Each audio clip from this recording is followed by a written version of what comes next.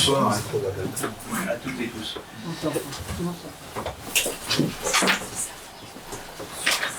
Avant de procéder à l'appel des conseillers, donc avant d'ouvrir la séance du conseil, si vous le voulez bien,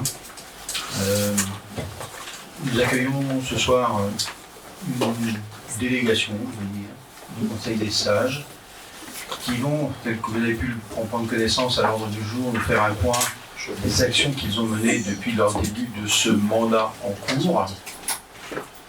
Donc avant d'ouvrir la séance, pour une photo de presse, je vais dire, et aussi une photo souvenir, c'est que les représentants du Conseil des sages, la délégation, puissent se mettre, du coup je vais me référer un peu que la prise de photo presse soit prêt. Faudrait que... Voilà. Déjà levez-vous s'il vous plaît. Il faut qu'on se fasse bien de vous. Parce que là, juste Écoutez, sans vous embêter, ça peut être celle-là. Ça peut être celle-là. J'ai un deuil qui vient de me tomber dessus. Je dois partir de mort, donc il n'y a pas assez longtemps. Et voilà. C'est plus là. Peut-être avec M. Maine, ce serait peut-être... Bien sûr, oui. J'avais suggéré à cause de c'est compliqué.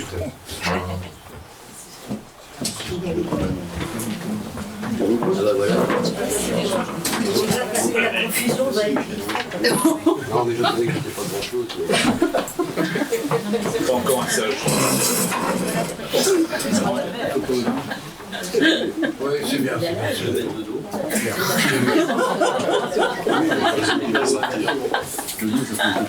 Pardon ? J'invite à regarder bien. Oui, parce que on a beau tout à l'heure. Le dos, c'est pas mal. C'est bien. C'est mieux. C'est beaucoup mieux, oui, effectivement. Alors, on vient bien par ici. Alors, désolé, comme je vous ai dit, j'ai un impératif, il ne faut pas. Je vais quand même écouter ce que les conseils des sages m'ont raconté. Merci. On peut partir ici. On peut partir.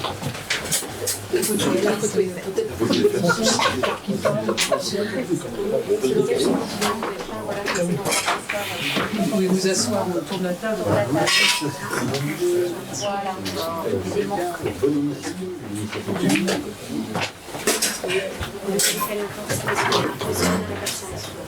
Non, je ne suis pas masqué.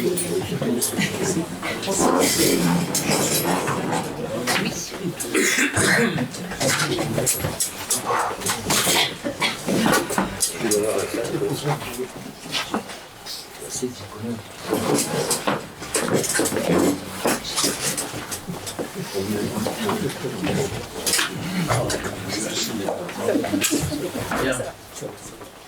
Même si sur un peu la semaine et les conditions de quorum sont remplies. Donc je vais pouvoir ouvrir la séance après l'appel des conseillers. Je sollicite pour cela M. Sanson.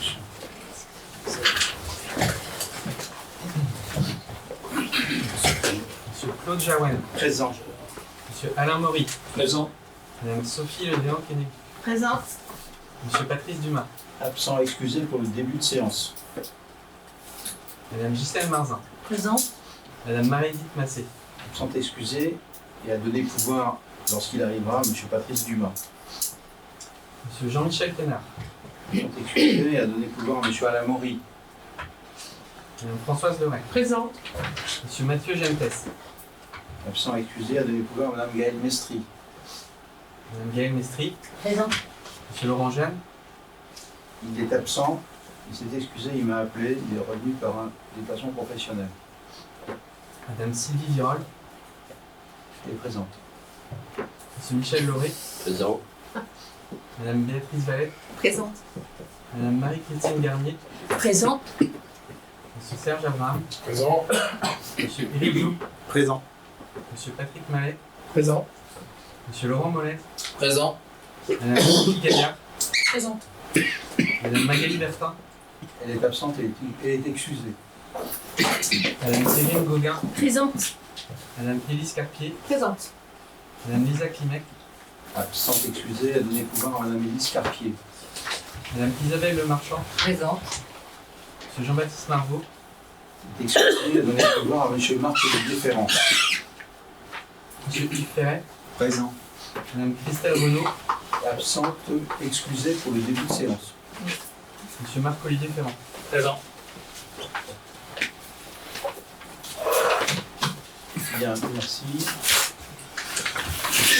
Monsieur Ferrand. Oui, monsieur Marc, je voudrais rappeler qu'un nouveau pension pour Mollès filme la séance du conseil municipal de ce soir. C'est communautaire, c'était hier soir. Effectivement. C'était pas filmé. C'était pas fini. Comme à chaque fois, vous le savez, hein, le règlement précise que les prises de vue, les plans doivent être larges. Donc, il est important de veiller à ce que vous respectez. Nous évitons. En ce début, d'abord, je sollicite un ou une volontaire pour assurer les fonctions de secrétariat de séance. Oui. Secrétaire permanent. Madame Birol, à votre position.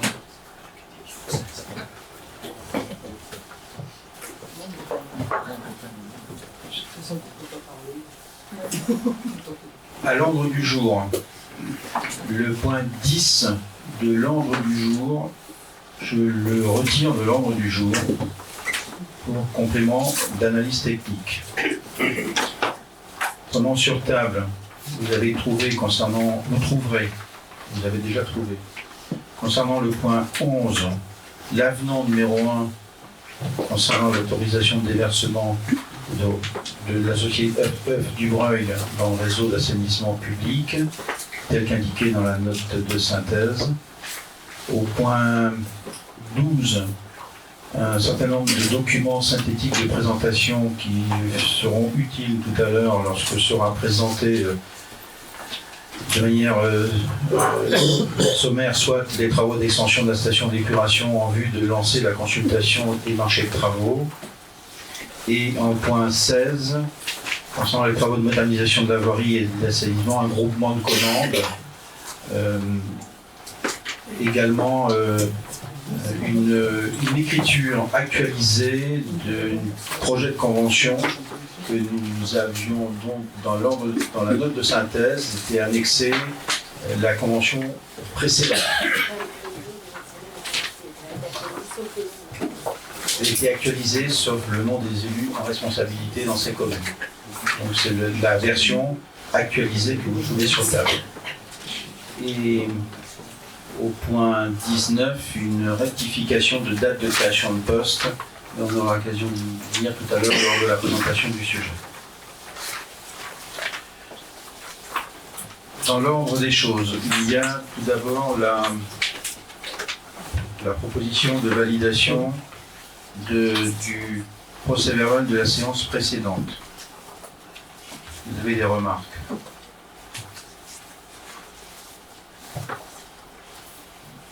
Remarque. Je vous remercie. Donc, nous validons, le Conseil ce soir valide donc le procès-verbal de la séance du 22 novembre. En premier point de l'ordre du jour, une présentation par... Pardon. Je voulais intervenir brièvement sur un sujet d'actualité, si vous me le permettez. Je propose qu'on le traite dans la continuité de l'ordre du jour, dans les questions liées. Jusqu'à la fin. D'accord. Donc dans l'ordre du jour, un point d'information par la présentation par des membres du Conseil des sages de leurs travaux. Pour introduire ceci, je passe la parole à Madame Marzin.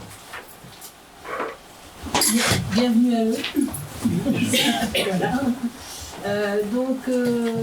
Nous sommes sur le deuxième mandat du Conseil des sages, le deuxième mandat, puisque le mandat précédent, on avait eu un Conseil des sages qui s'était terminé en 2019. Et donc, depuis juin 2021, en raison du Covid, on avait retardé l'installation du Conseil des sages. Donc, nous avons le Conseil des sages est composé de 21 personnes. On a quelques personnes qui, pour diverses raisons, ont dû quitter le Conseil des sages depuis d'installation. Je rappelle que pour les travaux qui sont menés et les réflexions qui sont menées par le Conseil des sages peuvent être de deux ordres, à savoir des propositions de monsieur le maire, sur lesquelles il est souhaité que le Conseil des sages travaille, ou des sujets qui sont portés par les différentes commissions. Il y a quelques principes généraux quand même sur son fonctionnement. Ce sont des travaux qui portent sur l'intérêt, enfin, qui ont un caractère d'intérêt général. Il y a bien sûr une confidentialité de ce qui se dit au sein de ces commissions et au sein aussi de la commission plénière, puisque son fonctionnement est en deux temps. 3 commissions travaillent, elles se réunissent, on va dire, en moyenne un mardi par mois. Voilà. Et puis tous les 3-4 mois, il y a une commission plénière où les sages font part de l'avancement des travaux. Donc le Conseil des stages est installé, donc, je disais, depuis 2021. Donc il lui reste une année encore à travailler. Mais depuis 2021, les 3 commissions ont fortement travaillé. Donc on va avoir la présentation des travaux sur les 3 commissions. Donc la première commission qui va prendre la parole, donc c'est la commission biodiversité, environnement, espace public et ville durable. Le projet ville durable qui a été présenté déjà en conseil dans sa globalité, nous avons souhaité, c'est un dossier suivi par Béatrice Valette, nous avons souhaité que les sages puissent nourrir aussi cette démarche. Donc, je vous laisserai vous présenter nominativement. La deuxième commission, c'est culture et patrimoine. Et puis la troisième commission, c'est vie citoyenne, solidarité et volet intergénérationnel. Voilà. Je crois avoir dressé le tableau général. En tous les cas, on les remercie. On remercie bien sûr la délégation, mais tous les membres du travail, parce que vous allez pouvoir le constater, il y a quand même des choses qui ont fortement avancé. Donc, merci. Commission 1. Donc la parole est à vous. Juste peut-être une précision dans le format. On vous laisse vous présenter les choses sur une dizaine de minutes, chacun. Et après, il y a un jeu de questions-réponses qui peut s'installer. Si ça vous convient. Je prends la parole. C'est vous alors. Bon, pour le groupe 1, biodiversité, environnement, espace public, ville durable. Christine Lebaille, je me présente. J'ai oublié de me présenter. Christine Lebaille, voilà. Je fais partie de la commission 1, biodiversité, environnement, et le groupe 3, vie citoyenne, associative, projet senior. Donc pour le groupe 1 biodiversité, on s'est penché sur les chemins de randonnée de Molès qui nous portaient à cœur et on est allé les parcourir tous ensemble. Donc il y a 4 chemins qui étaient référencés. Le chemin des Molésiens, le chemin du Rocher Blanc, le chemin biodiversité. Et il y avait aussi le sentier de l'île qu'on a répertorié à la communauté de communes qui était référencé sur Saint-Germain-sur-Île. Et en fait, ce parcours est en partie, en totalité sur Molès. Donc on se l'est un peu approprié quelque part. On s'est dit, ça fait partie de Molès, on va le prendre aussi.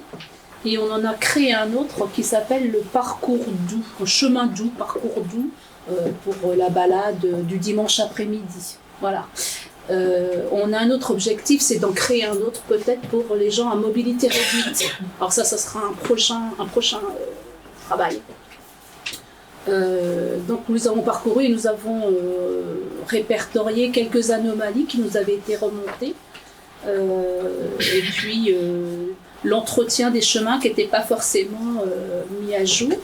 Donc on a fait remonter certaines anomalies et problématiques qui ont été rectifiées au fur et à mesure que nous nous rencontrions en plénière.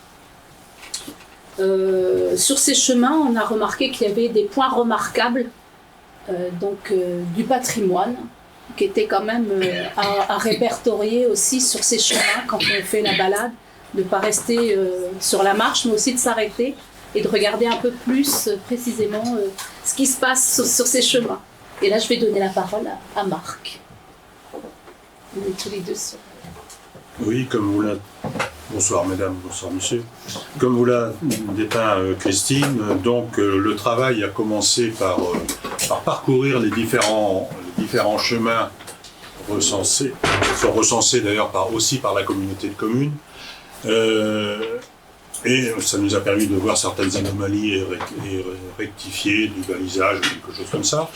Bon, mais ça nous a permis aussi de découvrir que le long de ces chemins, il y avait autre chose que de la marche à y faire.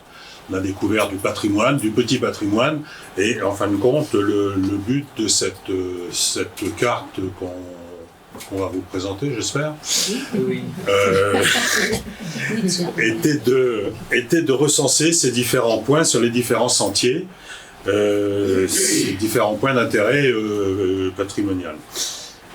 Donc on a repris les 4 sentiers qui existaient, à savoir le Rocher Blanc, les Meléciens, le sentier de l'Île et le sentier de la biodiversité, auquel on a ajouté un tracé qu'on a appelé les chemins doux, qui est plus urbain à l'intérieur de Melesse et de lotissements, qui est plus dédié, je dirais, à la promenade familiale du dimanche ou la balade digestive avec peu de kilomètres qu'on peut faire le dimanche après un repas. Ça va devenir d'ailleurs d'actualité, je pense. Donc on a recensé sur ces différents chemins 32 points. 32 points qui sont... J'attends toujours la carte, mais...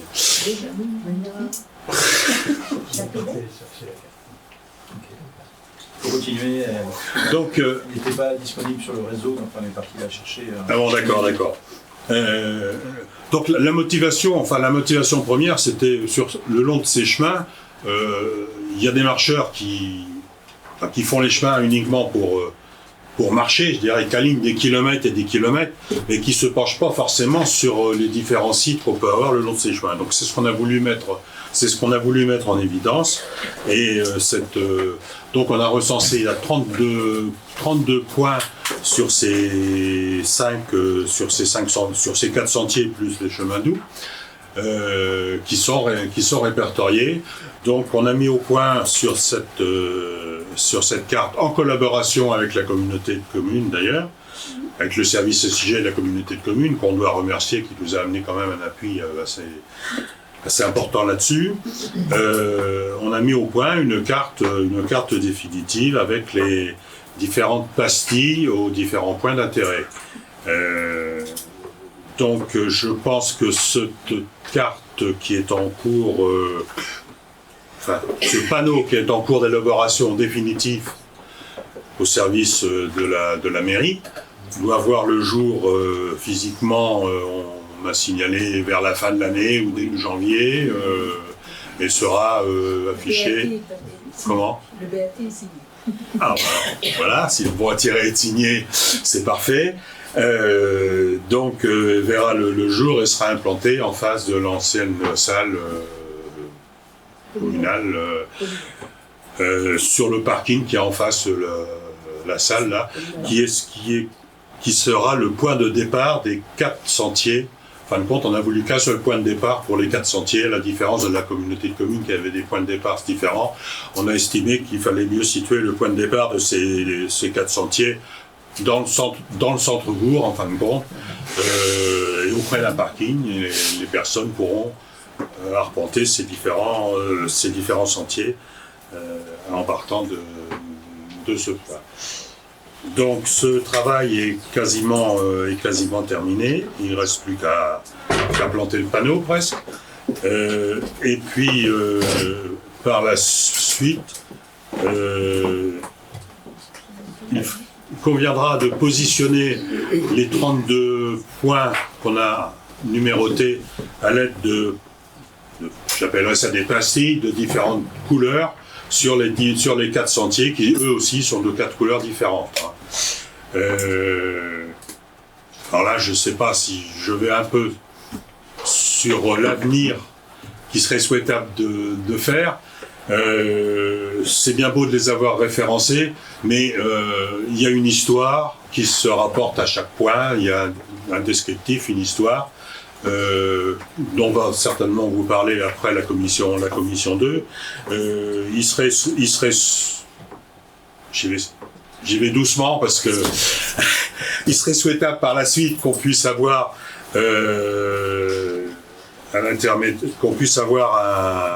un code, qu'on puisse flasher un QR code sur chaque pastille qui nous donnerait l'accès et l'histoire de chaque point par la suite. Et ça, je pense qu'on se projette déjà un peu sur l'avenir. Et la vie de notre fameuse carte par la suite, je pense qu'il ne devrait pas s'arrêter là, en fin de compte. Et les personnes, lorsqu'ils seront arrêtés sur un point, ils pourraient avoir accès à l'histoire de ces différents points. Voilà donc la carte avec les différents sentiers. Donc les différentes couleurs, hein, on a du bleu, du rouge. Alors le vert, c'est le fameux sentier de la biodiversité qu'on a repris. Et alors on a un zoom qui est en bas. Voilà, tous les en bas à droite, ça c'est les chemins doux à l'intérieur du centre-ville, en fin de compte, ce que j'appelais la balade poussette, enfin, ou la balade du dimanche, je dirais. Avec le patrimoine centre-ville. Avec le patrimoine du centre-ville. Donc on a sur la gauche dénuméré chaque point avec un numéro, hein, sentier du Rocher Blanc par exemple, on a 3 sites, les Meulésiens on en a 3 aussi, le sentier de Lille qui est très fourni, on a plusieurs sites, mais c'est un peu normal puisqu'on frôle les hauteurs du jardin et on longe le canal. Et le sentier de la biodiversité qui est déjà balisé pas mal avec des signes d'intérêt. Et puis les chemins doux sur lesquels on a répertorié aussi. On a voulu aussi sur cette carte-là, à la demande de la commune, y inclure aussi le parcours vivacité qui doit voir le jour, hein, je crois. Il n'est pas balisé encore, je crois pas. Mais autant le mettre sur cette carte générale. Donc, ce qui reste à faire, c'est ce qu'on peut appeler le pas à pas sur chaque point. Et là, je pense que ce sera en liaison avec le groupe 2 qui a travaillé plus sur l'historique de chaque site. Merci. Je propose qu'on fasse des présentations à suivre. Là, en plus, la transition était faite. Donc, je vais vous parler de la commission 2, Culture Patrimoine. Je m'appelle Jean-Claude Chevrolier. Nous avons d'abord débattu de tous les sujets possibles de culture et patrimoine pour finalement se focaliser sur le patrimoine, parce qu'on sait tous que le domaine culturel à Molès est très vivant, le domaine patrimonial comporte beaucoup de centres d'intérêt. Et c'est à ça que nous nous sommes attachés, à répertorier en fait tout ce qui méritait ou pouvait mériter un détour, une visite ou une observation. Et en fait, assez vite, on est passé de la notion de patrimoine à la notion de curiosité, parce que au-delà du patrimoine réel, bâti ou historique, il y a aussi beaucoup de choses qui méritent une visite par simple curiosité. Parce que c'est vrai que s'il y avait 18 manoirs à Molès, il fut un temps, il n'en reste que 4 ou 5. La DRAC a procédé à l'inventaire de toutes les maisons intéressantes en Bauge. Et ils sont arrivés à 240 et quelques bâtisses intéressantes. Donc voilà des éléments de patrimoine. Et donc nous nous sommes attachés à faire des fiches, à faire une enquête et une fiche avec photos historiques. Et sur chacun des 85 sujets qui nous semblait intéressant. Donc nous avons terminé ce travail d'inventaire. 85 fiches sont établies, dont d'ailleurs 7 qui concernent non pas des sites physiques, mais des sites internet. Parce qu'il y a consacré à notre commune beaucoup de sites internet probablement méconnus, dont on va faire la promotion. Parce qu'ils comportent une richesse historique, une richesse de... C'est là qu'on a trouvé les 17 mémoires, c'est là qu'on trouve les 27 débits de boissons qui existaient à Melesse en l'entre-deux-guerres. C'est là qu'on trouve tout un tas de choses qui ont disparu aujourd'hui. Alors, ce travail est terminé. Arrive maintenant une phase de mise en forme, de réalisation. Nous sommes rapprochés du service communication de la mairie et de Mme Leray. Parce que il nous semble que maintenant, on rentre dans une phase opérationnelle de création, de conception, qui va nécessiter de la compétence en rédaction et des moyens derrière. L'idée qui se dégage, ce serait de constituer en fait un petit classeur de fiches, avec peut-être pas les 85 d'un coup, mais en tout cas par palier. Pourquoi des 85 pour qu'ils puissent ensuite s'enrichir ou se mettre à jour, qui serait mis à disposition de tout un chacun, tous ceux qui veulent se renseigner sur la ville de Melesse, son histoire, son patrimoine. Alors il y a des éléments de patrimoine qui sont incontournables, hein. Il y a le porche, il y a le lavoir, il y a l'ancienne grange, voilà, il y a quelques choses qu'on connaît tous, mais il y en a beaucoup qu'on connaît moins, et qui vraiment méritent le détour. Mais on ira aussi jusqu'au canal, son historique, on ira aux maisons ecclésiaires, on ira... Voilà, hein, tout ça est répertorié. Et voilà, c'est ce que je voulais dire sur cet inventaire que nous avons maintenant terminé. Merci beaucoup. La troisième commission. Le troisième bavard, donc.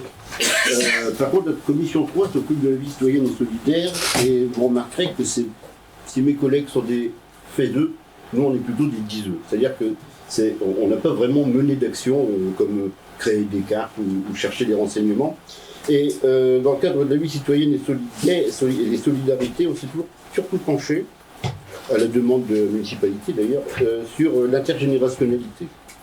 Et dans ce cadre d'intergénérationnalité, on a commencé nos travaux par essayer de penser l'utilité d'avoir de l'intergénérationnel qui se forme dans la commune. Et la première, à mon sens, c'est le fait que d'ici très peu de temps, avec la relocalisation des productions, on risque de voir revenir dans nos communes de plus en plus d'artisanat, et donc de métiers manuels.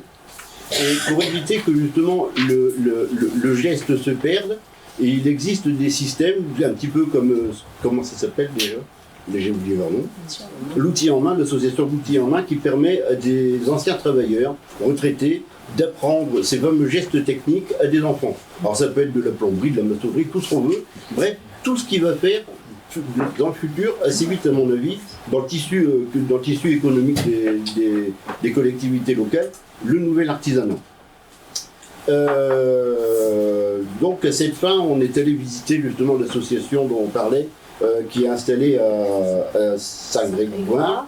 Montfort, enfin Breteuil. Voilà, et on a reçu donc un des responsables régionaux qui nous a expliqué un petit peu tous les tenants aboutissants, tout ce qui est assurance et compagnie, pour monter ce genre d'association. Alors le seul problème qu'on a, c'est que ici, nous, le Conseil des sages, comme vous, la municipalité, nous n'avons pas comme vocation de créer des associations.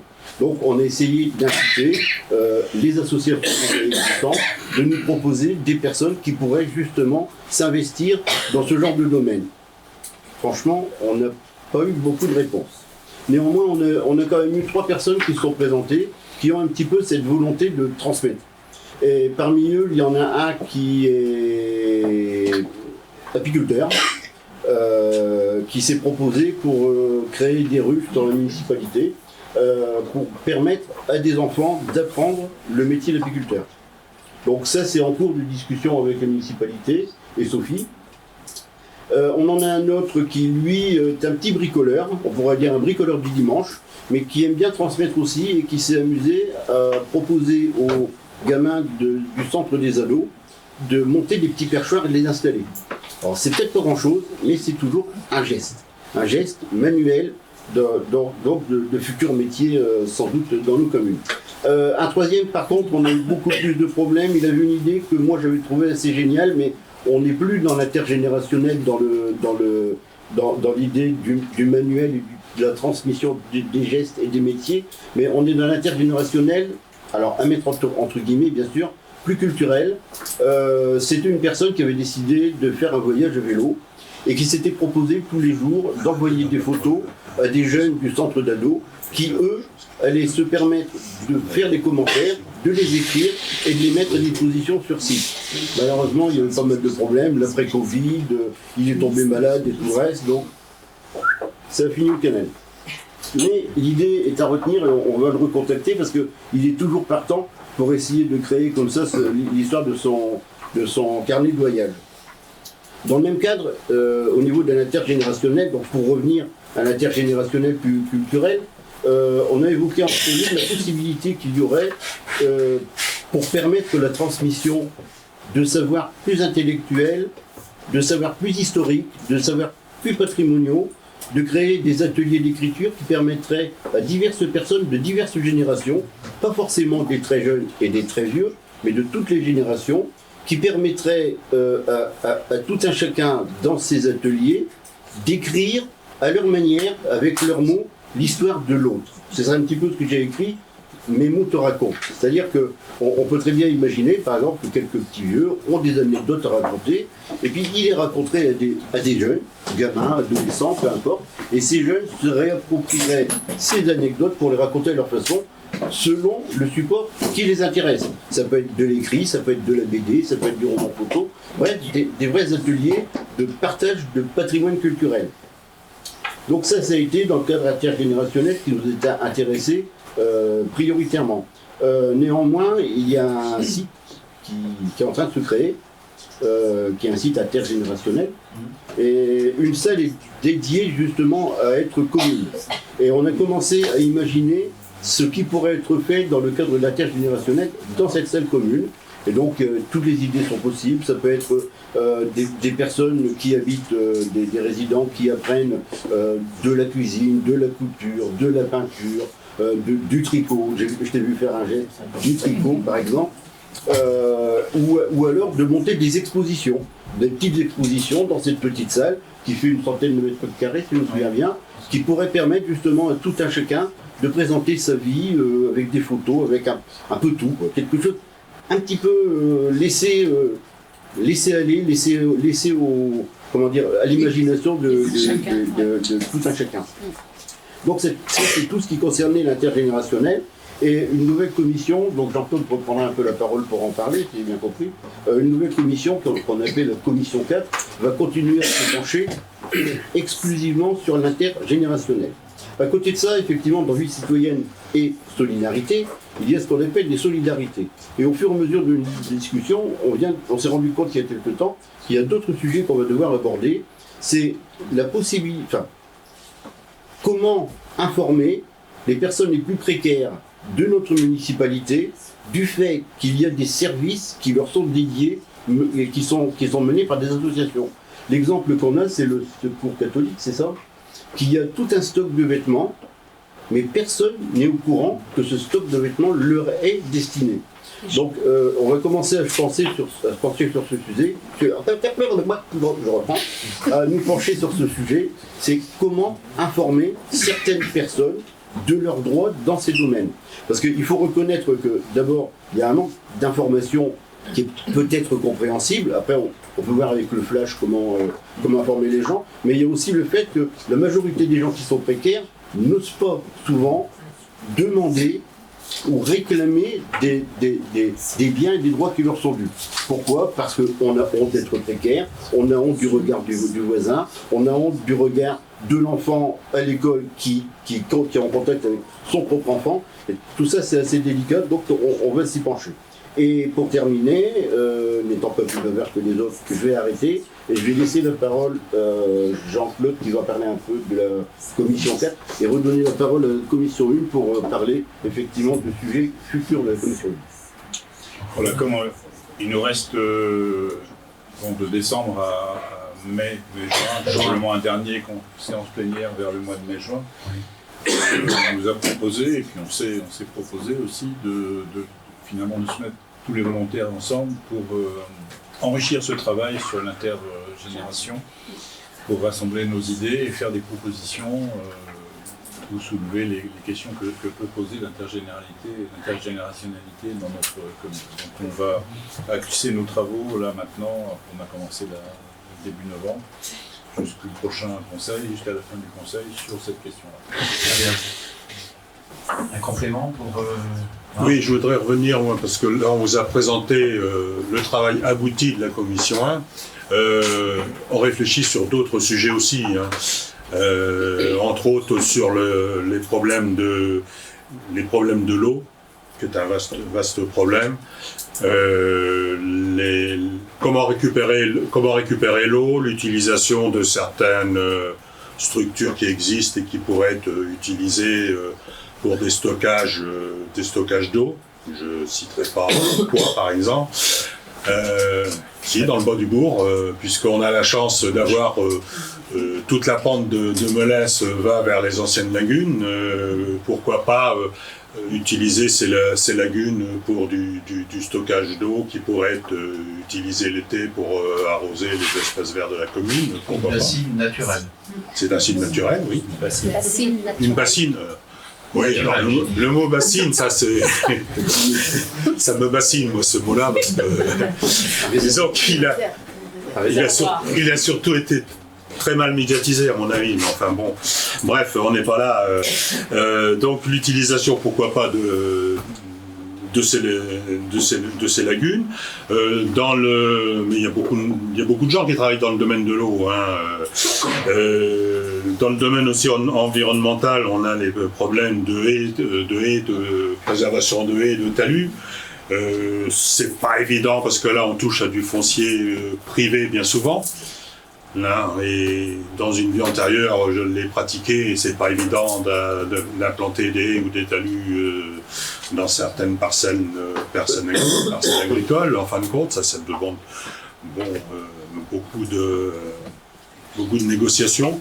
Mais enfin, tout ça, c'est des sujets sur lesquels on se penche aussi, mais qui sont beaucoup plus durs à aboutir, à travailler, qui nous demandent beaucoup plus de temps là-dessus. Bien, merci à tous les quatre de cette présentation finalement fort complète. Si les uns ou les autres, vous avez quelques questions. Une question. Je voulais juste apporter une précision en fait, sur ce dont vous parlez, là, notamment les haies, et puis ce dont vous avez parlé avant au niveau des chemins de randonnée. Vous avez rencontré des membres du Conseil de la biodiversité sur les chemins de randonnée, et sur les haies et sur l'eau. C'est intéressant aussi de rencontrer le Conseil local de la biodiversité pour travailler ensemble sur ces sujets, parce que c'est des sujets communs aux deux conseils. Ça avait on l'a déjà dit sur le précédent Conseil local de la biodiversité, mais là, comme il y a un nouveau, je redis que ça serait intéressant que les deux conseils en tout cas les deux commissions concernées les deux commissions concernées Et on ne demande pas mieux, nous travailler en collaboration, au contraire. Question. Bien. C'est bien, merci. Je pense que c'était bien et complet. Merci. Il nous reste à vous remercier, les quatre là, pour le temps que vous avez pris à venir nous présenter ce que vous venez nous présenter, mais aussi à le préparer. Et au-delà de vous quatre, remercier l'ensemble des membres du Conseil des Sages pour le travail qui est mené, qui a été mené, mais qui est toujours mené par cette assemblée du Conseil des Sages en place depuis 2021. Un grand merci. Et en effet, on se retrouvera lors de l'installation de ce panneau des sentiers sur le parking. Avec le photo. Bien sûr. Merci beaucoup. Merci.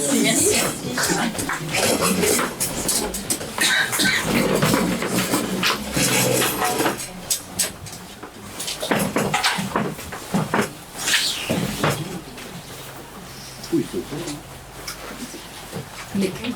c'est bonne soirée à tous. Bonne soirée. Bonsoir. peut passer au point numéro 2 de l'ordre du jour, qui est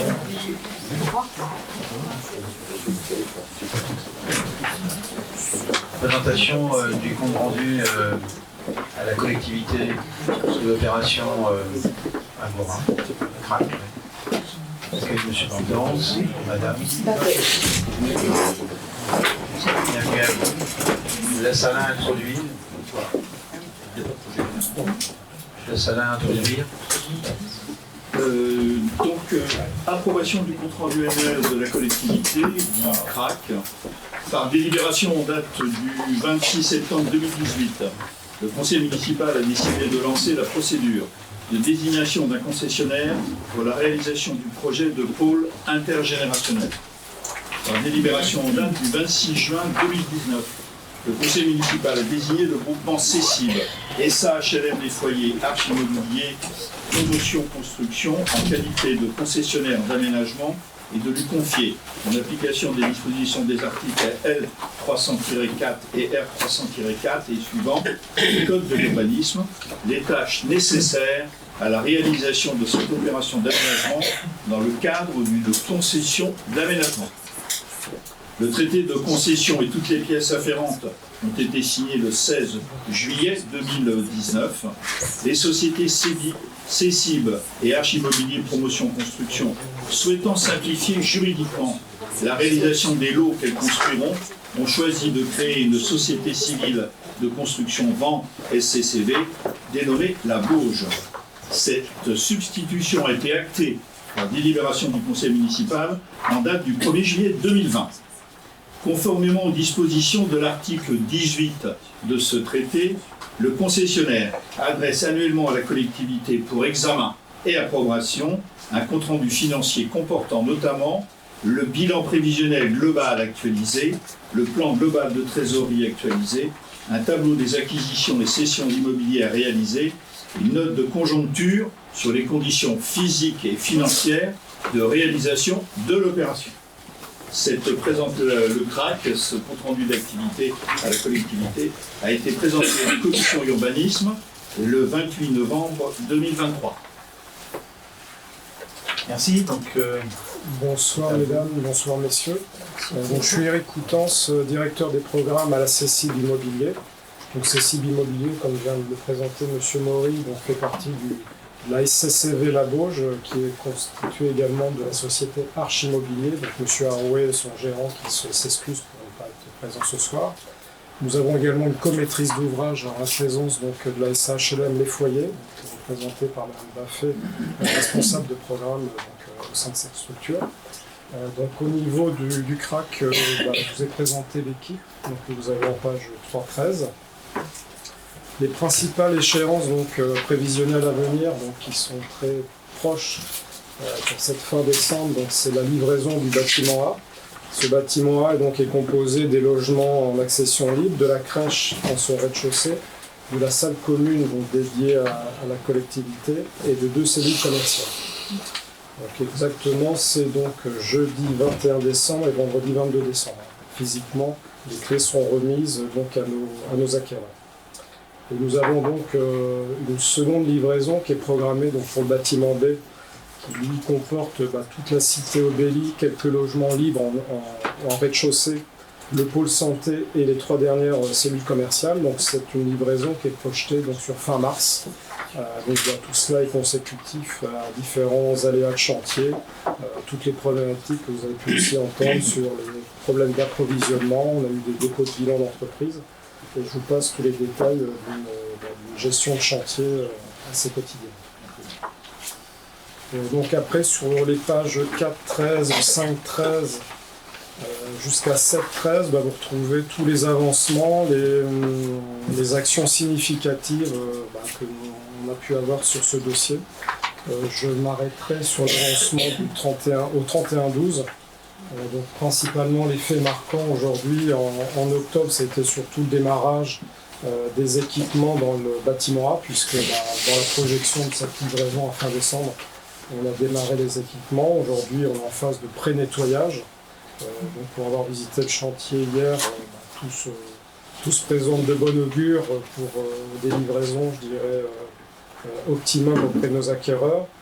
On est aussi en train de travailler le sujet des extérieurs. Je pense que vous avez pu voir qu'autour, il y a encore du travail. Mais, tout est programmé, en tout cas, pour accueillir d'une manière normale nos acquéreurs. En novembre, nous avons eu aussi, l'autre fait marquant, c'est le travail sur le bâtiment B, puisque on ne se concentre pas que sur le bâtiment A. Et donc, c'est principalement, comme vous pouvez le lire, les travaux de finition. Donc on est sur des perspectives d'une livraison en mars 2024, on va dire cette fois-ci très rassurante. Pour les pages 8, 13, 9, 13, donc 8, 13, vous avez donc le suivi de la programmation, donc celui-ci bien sûr est inchangé par rapport au dernier track, puisque sont déjà en phase de travaux et les surfaces projetées sont celles qui sont maintenant réalisées. En page 9-13, vous avez l'état de la commercialisation, et donc on a le bonheur d'avoir un projet qui n'a plus rien à vendre, donc c'est pas commun, mais voilà, on s'en satisfait. Je pense que l'attrait du projet dans sa globalité a fortement contribué donc, à pouvoir accélérer les ventes sur les logements, inciter les professions de santé à intégrer le pôle santé et trouver aussi des preneurs sur les cellules d'activité. Pour la page 10-13, vous allez retrouver le bilan prévisionnel de la SCCV. Donc vous pouvez mesurer les écarts entre l'offre initiale donc justement du traité de concession et le budget actualisé, on va presque dire à l'instant T. Donc il y a des écarts significatifs. Donc celui qui avait déjà été mesuré au précédent CRAC, c'était donc l'économie réalisée sur la charge foncière de 122 000 €. Et donc cette charge foncière, en tout cas cette économie, a été donc utilisée pour amoindrir le prix de vente de cession de la crèche et de la salle commune. Donc voilà, l'économie réalisée sur la charge foncière a contribué à vendre moins cher donc à la collectivité, la crèche et la salle commune. Ensuite, nous on a eu donc un écart beaucoup plus conséquent relatif aux travaux de construction. Donc on a un écart d'1 220 000 €. Donc ça c'est consécutif un petit peu déjà à ce que je vous ai évoqué en préambule, les difficultés d'approvisionnement, des matériaux plus chers, des entreprises qui ont cessé leur activité, des phases de négociation, d'actualisation avec les entreprises, pour qu'elles conservent, en tout cas qu'elles puissent rester sur le chantier dans les conditions économiques dans lesquelles elles ont pu signer les marchés avec nous. Ensuite, le troisième poste, ce sont les honoraires comprenant aussi les imprévus. Donc là, on a une économie d'échelle de 194 000 €. Donc ça se traduit principalement par la contractualisation de tous les contrats avec les différents prestataires et puis l'avancée de différents postes de dépenses qui se concrétisent au fur et à mesure de l'avancée de ce projet. Le quatrième poste, ce sont donc les frais, donc qui induit différents sujets plutôt basés sur l'aspect financier. Donc vous avez les taxes d'urbanisme assez classiques, les frais financiers de portage de l'opération qui, vous avouez, sont aujourd'hui assez marquants. Le poste publicité, les différentes assurances et garanties donc, que nous devons aussi contracter pour toute forme de projet de construction. Et donc nous avons un écart de 256 000 €. Ensuite, les autres postes, c'est plus dans la gestion du projet sur la partie promotion. Donc nous avons une légère augmentation des frais de gestion qui se traduisent principalement par l'augmentation aussi du chiffre d'affaires. Vous avez la même augmentation sur les frais de commercialisation et vous avez donc également une augmentation de 157 000 € sur la marge nette. Donc la marge nette, comme vous avez peut-être pu l'apprécier à travers les différentes annexes, ce sont donc c'est le résultat entre les dépenses et les recettes. Ce qui fait qu'aujourd'hui, donc sur le total hors taxe, nous avons un écart d'1 504 000 entre l'offre initiale et le budget actualisé, ce qui se traduit également en TTC 1 805 020 €. Exactement. Pour la suite, nous avons en page 11-13 le bilan donc, prévisionnel de la SH Adam Les Foyers. Pareil vous avez également une valorisation des écarts, donc il y a différents postes aussi qui ont un petit peu lutté. Donc je vais laisser la parole à ma collègue pour vous expliquer ces quelques écarts. Ouais, nous les écarts par rapport à l'offre initiale, c'est que sur l'offre initiale on était sur des ratios, sur des estimatifs, et le budget actualisé c'est le réel, donc on voit qu'on avait plutôt surestimé, sauf la charge foncière. Alors la charge foncière elle n'a pas évolué entre l'offre initiale et le budget actualisé, c'est que dans la charge foncière on met pas que le prix du terrain, on a aussi nos postes BRD, nos postes taxes, notaires, c'est pour ça qu'il y a un écart de 26 500 €. Donc premier tableau, c'est ces grands postes de dépenses. Et second tableau, c'est nos financements, pour pouvoir vous expliquer un peu comment on fonctionne. J'ai détaillé les subventions, les prêts que nous avons pour faire ce projet, et les fonds propres SAHLM, les foyers, ce qu'on met dans le programme. Et c'est comme ça qu'on arrive au même montant.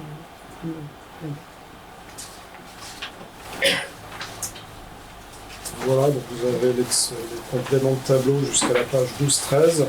Ah oui, c'est pour expliquer, on n'a pas encore reçu toutes les subventions, donc pour pouvoir c'est juste pour le signifier ici, donc on n'a pas encore atteint un écart, puisqu'on a encore des subventions à recevoir. Dont celle de la communauté de communes qui est versée pour moitié au démarrage et pour moitié à la fin. Voilà, c'est ça, sous fourniture de la convention APL qui est en préparation là, avec la livraison prochaine. Subvention de la communauté de communes pour la création de logements sociaux. Oui, c'est ça, que sur la partie SAHLM, c'est pour le financement. Et donc, pour clôturer le compte rendu en page 13-13, donc vous avez un état des 3 annexes qui composent ce CRAC. Donc un plan de financement récapitulatif et état des dépenses et des recettes.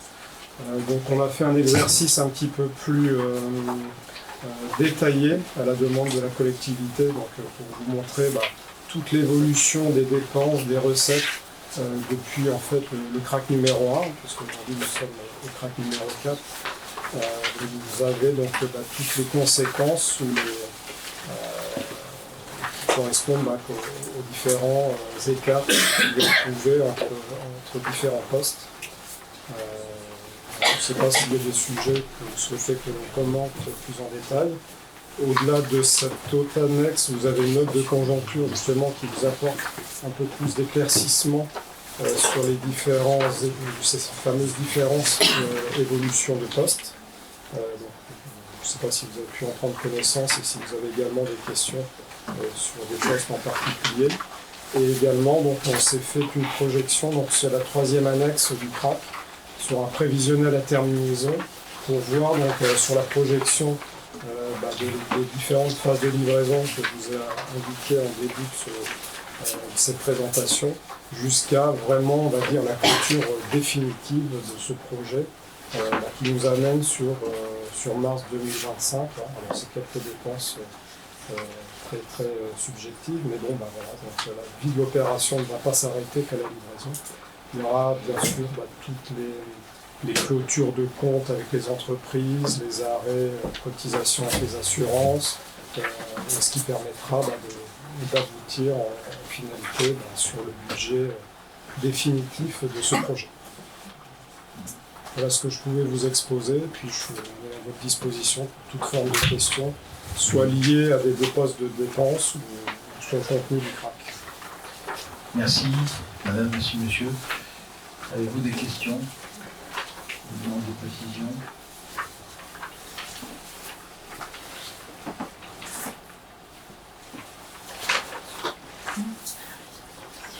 Monsieur Ferret. Oui, juste c'est pour voir un peu le mécanisme que vous dites qu'il y a un surcoût par rapport au bilan prévisionnel, on passe de 12 millions à 14 millions en gros. Comment vous arrivez à financer cet écart qui est sur le prix des logements?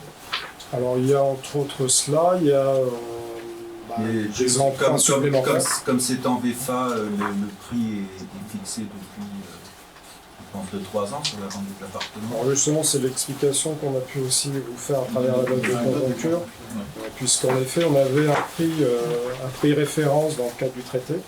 Et c'est vrai qu'on a anticipé un petit peu différentes difficultés, justement, d'approche coût de travaux, puisqu'on était aussi dans une phase où les coûts de travaux étaient difficilement maîtrisables, puisqu'on n'avait pas pléthore d'entreprises qui répondaient, donc c'était plutôt des surcoûts liés à des appels d'offres.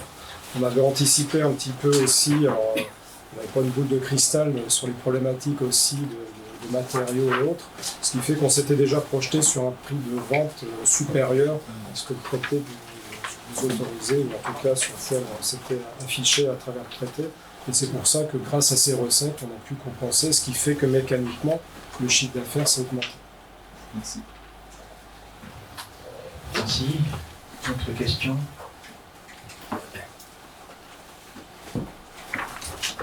Très bien, donc ça a été présenté en commission d'urbanisme, tu l'as dit. Et donc, ce soir, je vais inviter le conseil municipal à approuver ce compte rendu annuel à la collectivité qui vient de nous être présenté pour l'année 2023. Qui ne prend pas part à ce vote, qui est opposé à cette réalisation, qui souhaite s'abstenir. Voilà, l'idée de l'unanimité. Nous vous remercions pour le travail mené et la présentation préparée et faite ce soir. Merci. Merci. Merci.